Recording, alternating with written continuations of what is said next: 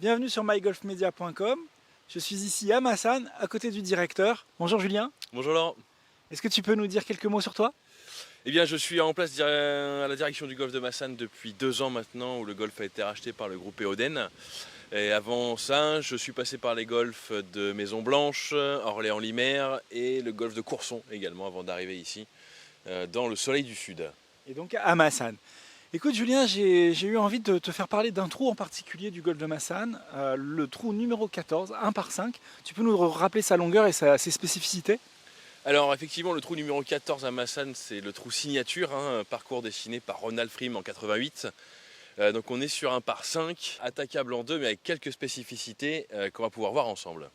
Vous allez voir, c'est un trou où il y a un challenge ou un débat entre le jouer en 2 et attaquer le green en 2 ou en 3. Et j'ai voulu justement interroger Julien à ce sujet pour vous aider, si vous avez l'occasion de jouer ce parcours, à faire des bons choix tactiques en fonction des choses à regarder. Donc là, on va vraiment ausculter ce trou. T'es d'accord Julien?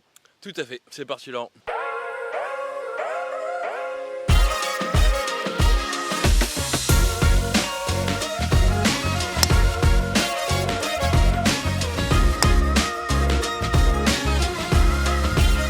On est au départ et en fait le trou me paraît déjà plutôt large. Qu'est-ce que tu en penses et comment on aborde le départ? Alors effectivement Laurent, tu as raison, le trou est assez large malgré un obstacle d'eau sur la gauche et un bunker sur la droite. Les plus longs d'entre vous auront la possibilité de traverser ce bunker pour avoir un second coup possible. En l'occurrence, le jeu est vraiment sur le fairway, sans danger. Le premier coup, vous pouvez utiliser la babatte, comme diraient certains pros, ou un long fer pour y jouer et avoir un second coup beaucoup plus facile ou plus compliqué, et ça on le verra après. Alors justement, tu as introduit la notion de fer. Est-ce que ça vaut vraiment le coup de ne pas prendre le driver sur ce trou qui est quand même plutôt long? Et le bunker, tu as raison, qui est derrière moi sur ma droite. On a un joli écureuil qui traverse pendant qu'on discute. En fait, est-ce que ça vaut vraiment le coup de prendre un fer ici? Eh bien, ça va dépendre de chacun, Laurent, parce que tu le sais toi-même, on ne fait pas toujours 100% des coups, surtout moi, à handicap 18, on ne réussit pas toujours le driver, et vous avez un risque avec ce bunker, et au-delà de ce bunker à hors limite sur votre droite, des obstacles qui peuvent vous pénaliser sur ce trou, et je crois qu'on n'a pas forcément besoin d'aller se mettre en danger sur un par 5 comme ça, avec le driver. Donc si vous avez la capacité de jouer un fer long, fer 5 et au-delà, voire fer 2 pour les plus aguerris d'entre vous, ça peut valoir le coup, et ça on le verra sur la stratégie sur le deuxième et troisième coup.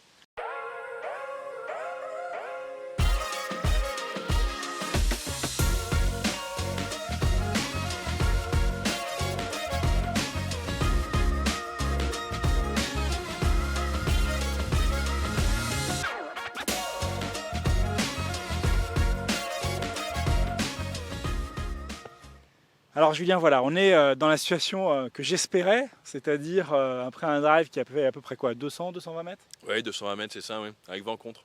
Avec vent en contre. T'as dépassé l'obstacle dont tu parlais tout à l'heure, c'est-à-dire le bunker, qui était le principal problème que tu évoquais, et t'es pas allé à gauche avec un quick hook, te mettre même dans le hors limite, d'ailleurs là, c'est du hors limite. Cela étant, moi je trouve que c'est comme on a quand même de la place pour poser la balle, c'est relativement large. C'est ça, sur les retombées drive, on a de la place, il n'y a pas trop de danger. Il faut aller quand même chercher cette distance, sinon, on va le voir dans 5 minutes, le deuxième coup va être compliqué. Ouais, voilà. Alors on est à ce que j'appelle la bifurcation de ce trou, c'est-à-dire qu'on a un vrai choix. Soit on l'attaque en 2, il reste 180-190 mètres probablement pour aller au green, soit on part à gauche derrière moi pour aller jouer en 3 coups. Alors Julien, quels sont les avantages et inconvénients de ces deux stratégies? Alors, il n'y a pas vraiment de bon choix, il va dépendre de votre niveau, il va dépendre de la partie que vous faites. Pourquoi? Parce que si vous jouez à gauche derrière moi, vous avez l'impression que c'est plus large, qu'il y a plus de chemin, etc. Mais l'obstacle d'eau reste très présent sur un fairway étroit. Et tout l'intérêt de cette situation va être d'aller chercher un troisième coup qui va être dans ce que vous savez faire le mieux, aller chercher une distance aux alentours de 90-80 mètres, qui va permettre d'attaquer le green un peu plus sereinement que sur l'autre chemin, avec l'obstacle évident de l'eau, avec 80-90 mètres également d'eau à traverser avant de pouvoir toucher le fairway, et encore pire d'aller chercher un green en 2 cette fois sur des distances allant de 180 à 200 mètres. Alors, Si on en parle, c'est parce que il m'arrive de jouer à Massan et de voir beaucoup de vos jeunes golfeurs, parce que vous avez une académie Leadbetter ici, avec beaucoup de très bons jeunes, qui tapent fort, ils tapent long, peut-être même parfois un peu plus loin. Cela étant, ils tentent pratiquement dans 100% des cas le coup en deux. Alors j'ai pas leur niveau, mais néanmoins, ça me paraît extrêmement complexe, parce que s'ils ont des coups de 170, 180 mètres, ça veut dire que des fers longs, des bois, et Julien, la tombée de balle est quand même extrêmement piégeuse. La notion de risque-récompense, là, elle est vraiment en jeu. Effectivement, on est tout à fait d'accord. Le green, il est assez étroit, mais assez long quand même. Ce qui va impliquer d'aller attaquer le green avec une balle qui va pitcher directement le green. Sur ces distances-là, la plupart des joueurs vont utiliser un bois, un hybride éventuellement, pour aller chercher cette distance qui va rendre plus difficile l'arrêt de la balle sur le green. Les bons joueurs dont on parle de l'Académie Leadbetter, ou les pros qui viennent jouer régulièrement à Massan, peuvent le faire plus facilement avec un fer 4 ou un fer 3 sur les distances comme aujourd'hui avec le vent contre. Donc le bénéfice entre aller chercher en deux et les risques liés avec une balle qui va déverser sur les bords rocheux, sur l'eau, sur les bunkers qui protègent ce green, ne sont pas à l'avantage du golfeur sur cette partie-là. Voilà, donc ça paraît quand même très compliqué. Alors pour autant, la deuxième stratégie, donc, qui est de jouer en 3 coups, Julien, c'est contre-intuitif parce que finalement on s'éloigne du trou. On s'éloigne du trou, tout à fait. On n'a pas l'habitude de ça. Ça peut permettre de faire un coup de fer, on va dire, sur une distance courte, qu'on n'a pas l'habitude non plus sur un par 5 pour aller se rapprocher, où on va chercher de la distance. Là, on va surtout chercher à se positionner dans un troisième coup qui nous mettra en confiance. Parce que même sur la solution prudente, le troisième coup reste pas évident, car on a les mêmes soucis, un green étroit, il faut poser la balle, éviter l'eau, les rochers, les bunkers. Et le troisième coup, c'est là où il faut être sur une distance que l'on aime bien. Donc finalement, les deux stratégies, en fait, elles tiennent compte d'un paramètre qui est la largeur et la profondeur du green. Et même, on peut, je crois, le dire, il monte légèrement. D'ici, on le voit, le green est plutôt en montée.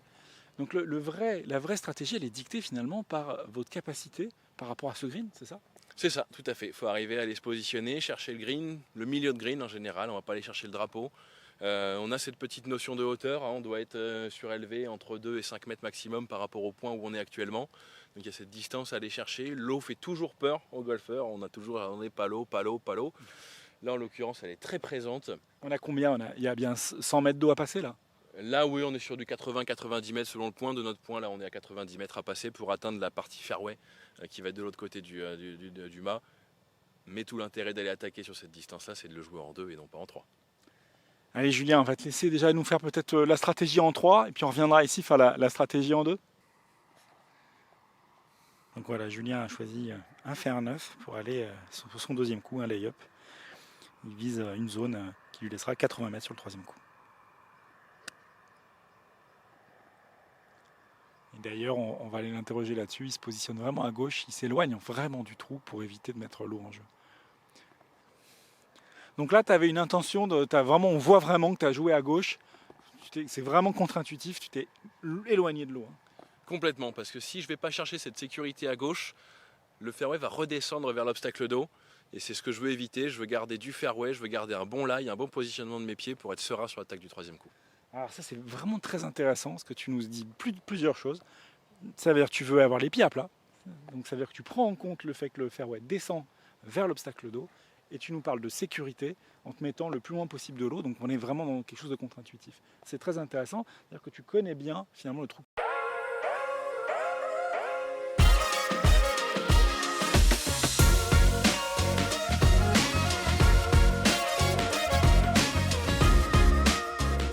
Voilà Julien, on est sur la troisième situation, le troisième coup dans notre stratégie qu'on va appeler défensive, tout simplement. Derrière nous, le green. Tu as mesuré combien avec ton télémètre? Là, au drapeau, on est à 110 mètres. 110 mètres. Alors moi, ce qui m'intéresse, c'est qu'avant le drapeau, il y a plein de pièges. Est-ce que tu peux nous en parler, nous commenter toutes les difficultés? C'est bien simple. Devant moi, je vais avoir 20 mètres de fairway, 40 mètres d'eau et d'obstacles cailloux, un green qui redescend vers l'eau justement, et je vais avoir à peu près, si je veux attaquer le mât, je vais avoir 5 mètres pour poser la balle. Et derrière le mât, il y a combien? Parce qu'il me semble qu'il n'y a pas beaucoup. Il y aura à peu près la même distance et qui va redescendre elle aussi vers l'eau. Donc là, ça fait un total pour poser la balle en profondeur d'à peu près combien? à peu près 10-15 mètres maximum. 10-15 mètres, ça fait pas lourd quand même. Donc c'est une stratégie défensive qui n'est pas tant que ça quand même finalement. Non, effectivement, le tout c'est de s'assurer au maximum avec un troisième coup qui va nous donner le maximum de chances de réussir et de se mettre sur le green tranquillement. Et est-ce qu'on peut le jouer autrement? Est-ce que par exemple, si je vais à gauche ou à droite du green, est-ce que j'ai plus de sécurité? C'est-à-dire si je ne suis pas omnibulé par le drapeau. Alors si on n'est pas obnubilé par le drapeau, on va pouvoir jouer le milieu de green, on va augmenter un peu plus ses chances, ou alors jouer sur la partie fairway qui se situe juste en face de moi là-bas, mais auquel cas le troisième coup sera une autre approche qui ne garantit pas un succès d'aller terminer avec le par ou avec un bogey. Tu veux dire le quatrième coup? Le quatrième coup du coup, tout à fait. Alors, encore un commentaire. Devant nous, donc on a de l'eau, on a des cailloux, tu as bien fait de le préciser, mais on a une forme de cuvette aussi. Donc ça veut dire qu'on a un piège de rester bloqué dans cette cuvette, pas de rough, mais de pré-rough. Exactement, c'est une cuvette de pré-rough. En fait, là ce matin on a de la chance, elle est à peu près vide, donc je pourrais y jouer si jamais j'y tombe. En revanche, sur la moitié de la journée, c'est notre bassin de rétention et l'eau est à son maximum et vient longer les bords de ce rough bord de green. Voilà, donc vraiment une attaque difficile. On va te la laisser la jouer, on va voir si tu arrives à la poser. Il y a un peu de vent, hein, gauche-droite. J'imagine que tu vas le prendre en compte dans ton jeu, là, dans ton shot. Là, je vais essayer, ouais. On va voir. Allez, on te laisse, on va voir ça.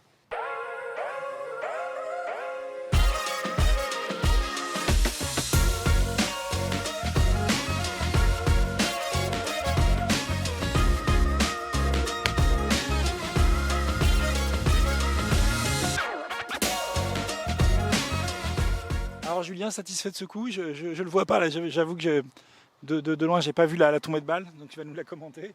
Et ben, la tombée de balle est typiquement à 3 mètres trop court. Du coup, elle n'a pas atteint le green pour rouler vers le drapeau et elle a fini dans l'obstacle. Donc qui est marqué par des piquets rouges, mais est-ce qu'on pourra jouer la balle malgré tout? Ça peut se tenter. Ça On va peut voir se tenter. comment est le lie, mais ça peut se tenter. Donc pour l'instant, par rapport à notre sujet, la stratégie prudence, on n'a pas réussi à la valider. Mais néanmoins, j'imagine que peut-être vous avez des statistiques, ou en tout cas, si on en faisait, ça reste quand même la meilleure option de jouer ici. Ça reste la meilleure option, ça reste la plus sûre. Là, effectivement, il y a un léger vent qui vient un peu gêner les distances habituelles des golfeurs. Mais en l'occurrence, ça reste la meilleure option pour aller attaquer plus sereinement là. On le sait, les coups sur des distances d'une centaine de mètres et en dessous sont quand même les plus favorables à la réussite d'un trou.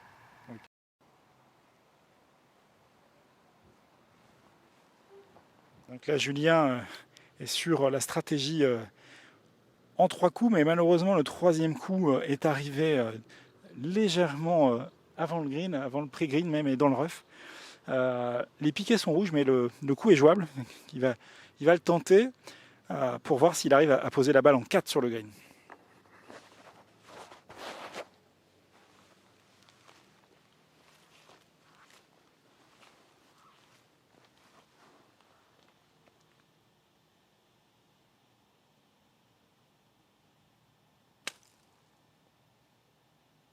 C'est un super type, on va aller voir ça, mais tu as réussi à faire partir un caillou en même temps. Ouais, je crois. Alors voilà Julien, on est revenu à la bifurcation, moi je vais l'appeler ça comme ça, j'aime bien ce mot ici, pour que tu puisses nous illustrer l'attaque de ce green en 2. Là tu as fait l'attaque en 3. Alors vas-y, comment tu vois cette notion maintenant que tu as joué la stratégie en 3? Est-ce que tu as changé d'avis ou pas sur la stratégie agressive ou défensive? Ah là, mon cerveau a complètement changé. J'étais sur une certaine retenue, j'ai voulu attaquer propre. Là, on lâche le cerveau, on voit le drapeau, le green, c'est le seul objectif et on fait attention à ce qu'il n'y ait rien d'autre. On y va. Alors là, tu es dans un mode j'y vais à fond, donc ce qui est souvent le cas de tous les gens qui attaquent ce green en 2. Mais je vais quand même te faire commenter les difficultés, on va revenir là-dessus. Ok, il y a l'eau, mais il n'y a pas que l'eau. Même avant le green, tu peux nous en parler? Moi, je trouve qu'il y a une difficulté sur l'avant-green. Sur l'avant-green, effectivement, il reste restreint et il arrive en goulet jusqu'au début du green, donc ce qui laisse beaucoup d'obstacles d'eau, encore une fois, sur la gauche de ce green. Sur la droite, cailloux et obstacles. Si on va également à droite du green, on a un petit bunker qui reste très compliqué à jouer par la suite. Donc là, je vais avoir non pas un, mais 2 obstacles d'eau qui vont être sur ma trajectoire direction le drapeau. Soit je vais aller chercher le milieu du green pour en avoir qu'un seul, soit je vais chercher vers le mât, et là je vais avoir 2 obstacles d'eau à franchir. Alors moi, j'en vois encore une, si tu me permets. C'est que l'avant-green est en montée. C'est-à-dire que si on touche avant le green, et ben en fait, on est pénalisé en distance parce que là, il a plu. Alors c'est rare en France cet été, il a plu. Donc ça veut dire que les balles vont avoir du mal à rouler. Est-ce que toi, tu perçois pas cette difficulté sur cet avant-green? Non, et pour la simple et bonne raison que si j'arrive avec ce défaut de distance, ça veut dire que je suis au sec. Et si je suis au sec après avoir joué en 2 là, tout va bien. Ah, ça c'est une bonne remarque. Allez, on va regarder ce que tu nous proposes. Allez.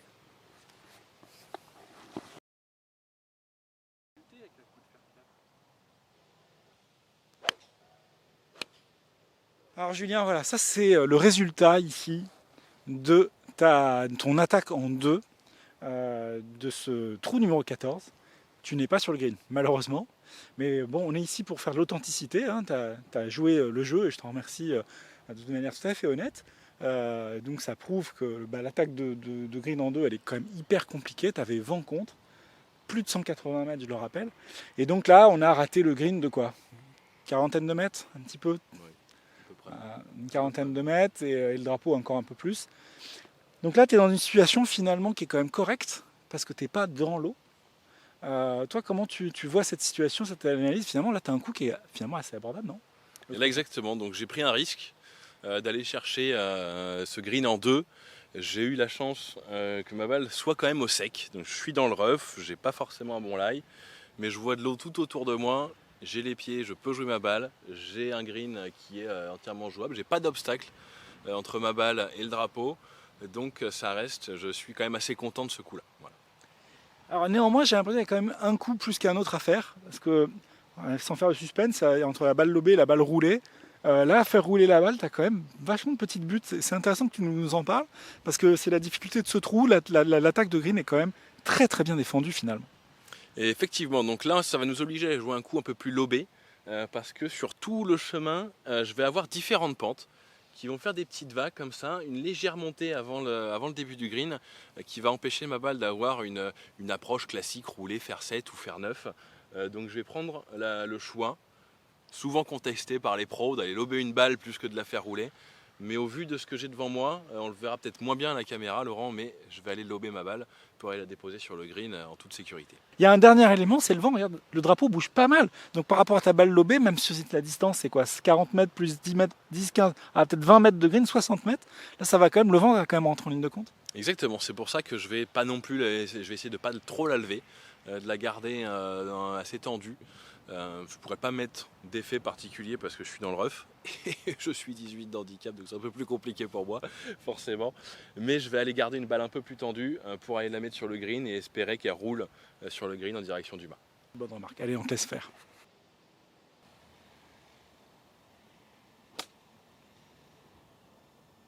Ouais, Julien, on arrive donc au terme de ce sujet. Tu nous as démontré 2 approches. L'approche plutôt prudente. Donc finalement, tu es à un pote du par sur la stratégie défensive. C'était pas gagné. Hein. C'était pas gagné, mais quand on a préparé cette émission tous les deux, je t'avais parlé d'une chose, c'est-à-dire que pour moi, il n'y avait pas de vraie stratégie gagnante qui dépendait du tout là, parce que les 2 stratégies avaient leur lot de difficultés respectives en fonction du chemin qu'on choisissait. Et là, je pense que malgré Boswick, on l'a identifié sur les 2 cas. Un peu de réussite sur ce coup-là, un putt un peu plus long sur une approche plus agressive. Dans les 2 cas, toute la difficulté réside dans ce 2 ou 3e coup, qui va être l'attaque de green, d'aller chercher cette précision sur un green très protégé, voire le plus protégé du parcours. Et ça, c'est tout l'intérêt, c'est toute la difficulté de ce trou-là, c'est qu'il n'y a pas une stratégie qui paiera à chaque coup. Ouais, alors c'est effectivement ce que tu nous as illustré. Donc finalement, la stratégie la plus agressive qui tentait d'atteindre ce green en 2, tu l'as raté. Donc pas de green en 2. Néanmoins, ton coup manqué, t'as quand même permis d'être à quoi, 60 mètres du drapeau et d'avoir le green en régulation. C'est ça, donc ça a illustré une des phrases qu'on m'a appris quand j'ai commencé le golf, qui est dit: le golf, c'est pas un enchaînement de bons coups, c'est pas de savoir faire les meilleurs coups, c'est de savoir en rater le moins possible, ou en tout cas de les rater le mieux possible. Et là, en l'occurrence, j'ai raté le coup que je voulais faire, mais dans un cadre où je me suis retrouvé à l'abri quand même pour effectuer un 3e coup sans pénalité. Bon, on va te laisser peter, on va te remercier de nous avoir accompagnés sur ce trou numéro 14 ici à Massanes. J'espère qu'on vous aura bien illustré toutes les difficultés de ce trou et on va terminer par le green et par le putting, on va te laisser peter. Sur le premier putt, tu as quand même une bonne distance, peut-être 12-13 mètres, en montée de droite vers la gauche. Bon, le dernier pote, lui, il est anecdotique. Mais voilà, merci Julien pour ce sujet et nous avoir illustré ce trou à Massanes. Merci Laurent et à bientôt. À bientôt.